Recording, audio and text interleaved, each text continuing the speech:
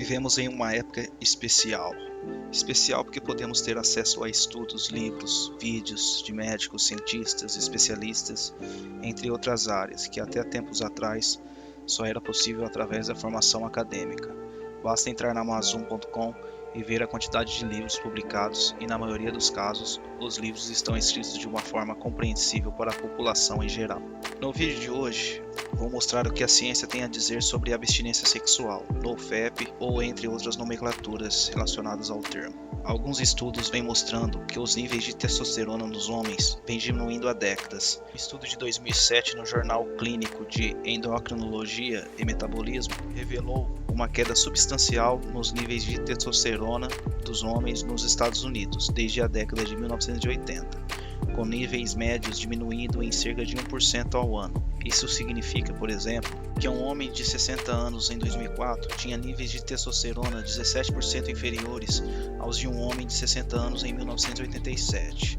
Outro estudo com homens dinamarqueses produziu resultados semelhantes, com declínios de 2 dígitos entre os homens nascidos na década de 1960 em comparação com os nascidos na década de 1920. Os desafios à saúde dos homens não param por aí. As taxas de certos distúrbios reprodutivos, como câncer testicular, aumentaram com o tempo, enquanto vários estudos europeus descobriram que a contagem de espermatozoides está diminuindo. Essas tendências coincidem com um declínio na força músculo-esquelética entre jovens. Em um estudo de 2016, um homem médio de 20 a 34 anos poderia aplicar 98 libras de força com uma pegada destra, abaixo das 117 libras para um homem da mesma idade em 1985. Embora a força de pressão não seja necessariamente um indicador do condicionamento físico geral, é um forte indicador de mortalidade futura. O que está por trás de todas as tendências de queda? A resposta é complicada. O declínio nos níveis de testosterona está quase certamente relacionado a taxas mais altas de obesidade, que suprime a testosterona. Muitos observadores dão mais ênfase ao aumento da exposição a toxinas ambientais, pesticidas, parabenos e produtos químicos comuns, como ftalatos e o bisfenol. Também desempenhando um papel estão as mudanças de longo prazo, na maneira como trabalhamos e vivemos. Os rapazes são muito menos propensos a ter empregos manuais, por isso não precisam ser tão fortes fisicamente quanto as gerações anteriores. Enquanto isso, certas formas de relacionamentos íntimos, como casamento, paternidade e um maior tempo gasto com os filhos, estão casualmente associados a níveis mais baixos de testosterona. Como se pode ver, há uma variedade de causa e efeito que está diminuindo nossa testosterona, e uma delas é a pornografia. Lembrando que a pornografia não é igual a uma relação íntima entre homem e mulher. Um estudo de 2001 apoia essa afirmação, quando submeteram participantes do sexo masculino a sessões de masturbação e a um período de abstinência. Os pesquisadores concluíram que a concentração de testosterona não mostrou nenhuma mudança significativa durante a masturbação e quando eles se abstiveram dela. No entanto, houve concentrações mais altas de testosterona após o período de abstinência. A doutora Nan Wise, uma terapeuta sexual e psicoterapeuta especializada em neurociência cognitiva, disse que o estudo mostra que os níveis de testosterona aumentam se os homens se abstêm por 7 dias ou mais.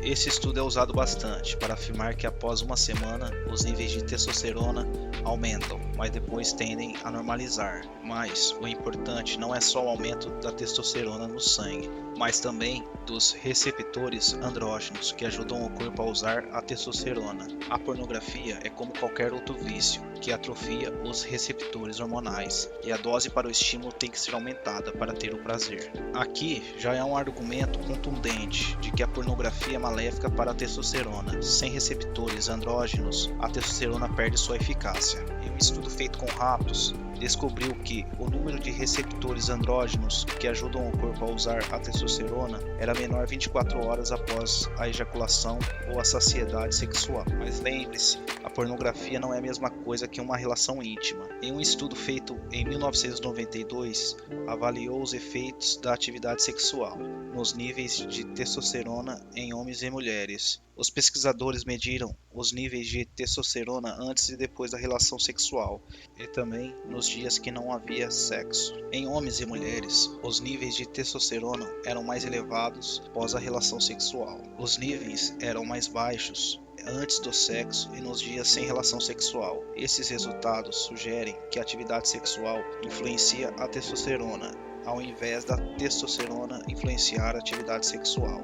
Ou seja, a atividade sexual entre um homem e uma mulher aumentam os níveis de testosterona. Olha que beleza. O que podemos aprender com esses estudos? Lembrando que existem vários estudos.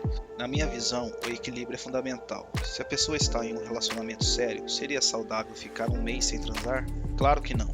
O relacionamento íntimo entre homem e mulher é extremamente saudável e natural. Lembrando que os nossos pais tinham uma vida sexual ativa e por isso estamos aqui. E mesmo assim, eles tinham níveis bem maiores que o nosso de testosterona. Agora, nos dias atuais, a facilidade para ter acesso a conteúdo adulto é muito fácil. Por isso os jovens descobrem a pornografia cada vez mais cedo. A pornografia em excesso atrofia os receptores como qualquer outro vício. Já que a natureza nos programou para tocar uma bronha todo dia sem uma parceira, quando me masturbo vendo pornografia, a sensação pós-ejaculação sempre é de baixa autoestima. Não sei com vocês. Se você se masturba sem o uso da internet, a chance de você se masturbar em excesso é pequena.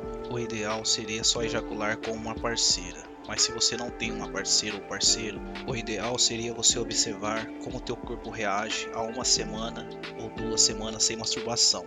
Na minha opinião, quando eu fico sem se masturbar, a partir da primeira semana, minha disposição e desempenho aumentam. Quando eu fico mais de um mês, percebo vários benefícios. Atenção plena, ou seja, viver o agora, autoestima e minha libido fica extremamente sensível. Então, seres naturais, se sua pergunta é se a masturbação afeta os seus ganhos musculares, a resposta é sim e não.